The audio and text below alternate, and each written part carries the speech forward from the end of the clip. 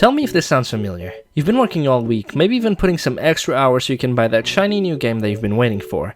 It's highly anticipated, all reviews seem to be very positive, and then here it is. The release date finally arrived. You bought the game and installed it. You click play and...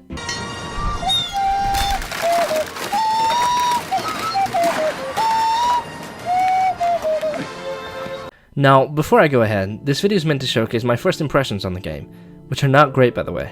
In the next few weeks, I'll be releasing a full review of the game, but I wanted to make a video on my first impressions because I want to prevent my viewers from wasting their money when a game is not up to standard. I've played the game for about 4 to 5 hours, so I got to experience a bit of everything so far. I've had boss fights, exploration, and your average trash mobs combat.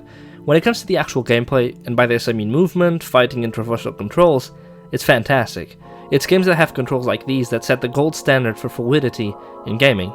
The combat is as fun as I remember it being on the last title. It's not only dynamic, but I believe it strikes that balance between simplicity and complexity well enough that it does not feel like it holds your hand too much, but it also rewards a player that is knowledgeable of the system itself.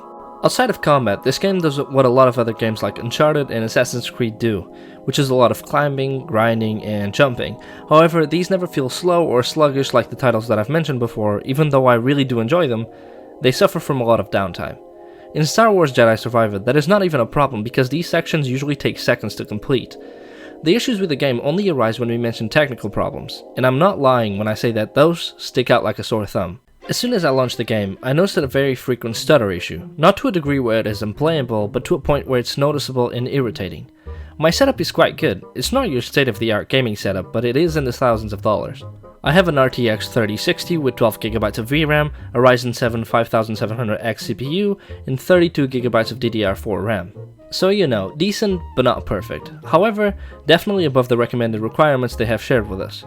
The issue was noticeable pretty much instantly. The first planet you find yourself on has quite an open environment, meaning that there's a lot being rendered and processed as you play in comparison to more tight spaces, for example like a cave.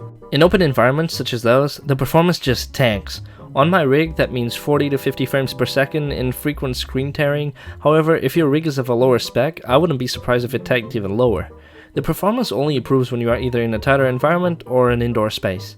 I'd assume it's because the game needs to process less graphical information in comparison to the previously mentioned open spaces. As soon as I noticed this issue, I went to see if other people were experiencing it too. And well, everyone's experiencing this, surprisingly from PS5 consoles and Xboxes all the way up to PCs. It's a pandemic really. I know I shouldn't say this, but it actually makes me happy for once that console players know how this feels. To be clear, I don't care for the console versus PC debate. I find solace in this because it makes it so that a wider pool of people is now holding a developer accountable for their shitty release. This shitfest has been common practice on PC for years, especially since the mid-2010s, and at this point, if you expect a game to come out and be playable on PC on release, you're the delusional one. EA did come out with a half-assed apology, not dissimilar to how it feels to apologize to a sibling after punching them in the face, especially when they deserved it. Their apology is something like this: "We apologize that you have expensive rigs that are not optimized enough for our game. We'll try and figure something out so you can shut up and buy our cosmetics after we fix it. Thanks." After seeing their response to this controversy, I had to go to Reddit and see what people were saying. Here are a few examples of the comments people had. Revethiel said, "Not to our standards. Then why release it?" Followed by the comment, "$signs."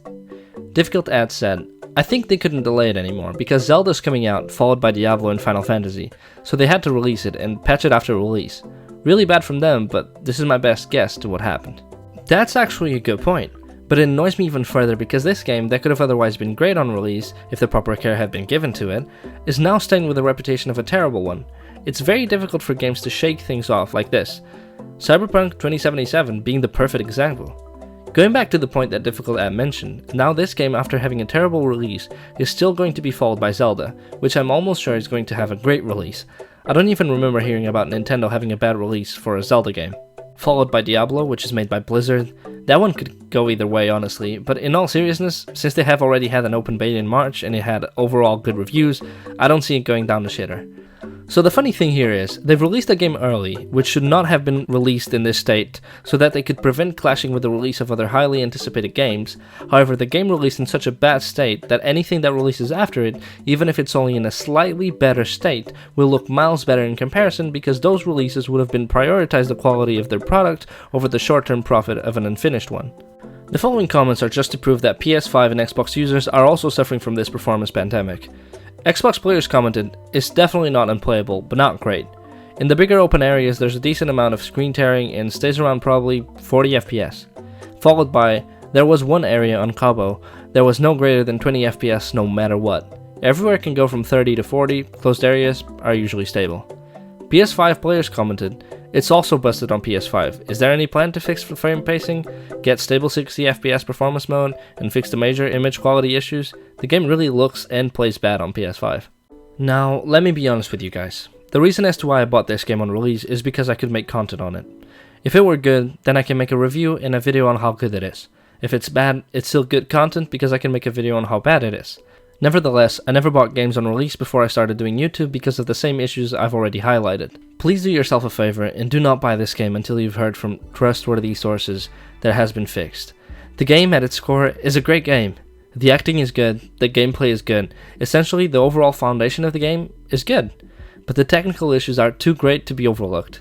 So if by making this video I can help someone save $70 on a bad investment, then I've done a good job.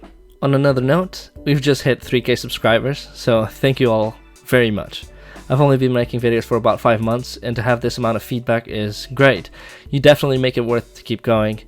With that said, sub, like, and do all the other things if you want. It's highly appreciated, and I'll see you guys next time.